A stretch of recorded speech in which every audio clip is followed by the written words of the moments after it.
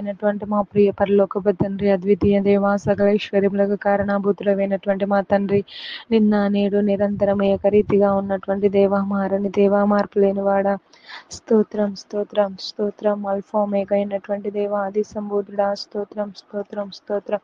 ఉన్నవాడును అనువాడును వాగ్దానం చేయుచున్నటువంటి దేవ, మాట్లాడే దేవ, నమ్మదైన దేవ, స్తోత్రం స్తోత్రం.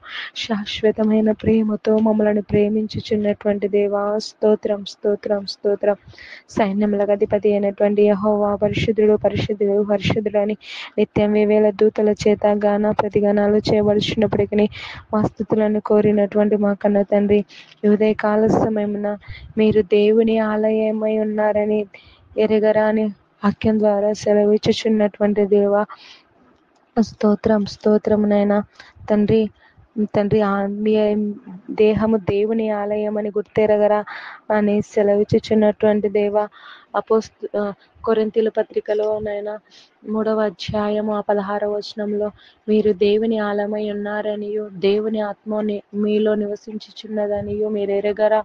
ఎవడైనను దేవుని ఆలయమును పాడు చేసిన ఎడల దేవుడు వానిని పాడు చేయును. దేవుని ఆలయము పరిశుద్ధమై ఉన్నది, మీరు ఆ ఆలయమై ఉన్నారని సెలవిచ్చుచున్నటువంటి దేవ, స్తోత్రమునైనా. హృదయం అనే ఆలయంలోని వాక్యాన్ని భద్రపరుచుకొని నైనా అన్ని ఎప్పటికప్పుడు కావాల్సినటువంటి వాక్యాన్ని నెమరు వేసుకుంటూ నైనా నీరు కట్టిన తోట వలె ఎప్పుడు నువ్వు కూర్చుండు నీటి ఊట వలె మేమందరం ఫలించాలి ప్రభువా. యేసయ్యా, స్తోత్రం స్తోత్రమునైనా. పరిశుద్ధమైనటువంటి ఈ దేహమును శరీరమును కాపాడుకున్నటకు సహాయం చేయమని అడుగుచున్నాం తండ్రి. తండ్రి, మేము చేసే ప్రతి దానికి మేము ఒకరోజు లెక్క అప్పచెప్పవలసి ఉందని గుర్తించుకోవాలి ప్రభువా. ప్రతి ఒక్క బిడ్డను దర్శించండి ప్రభువా.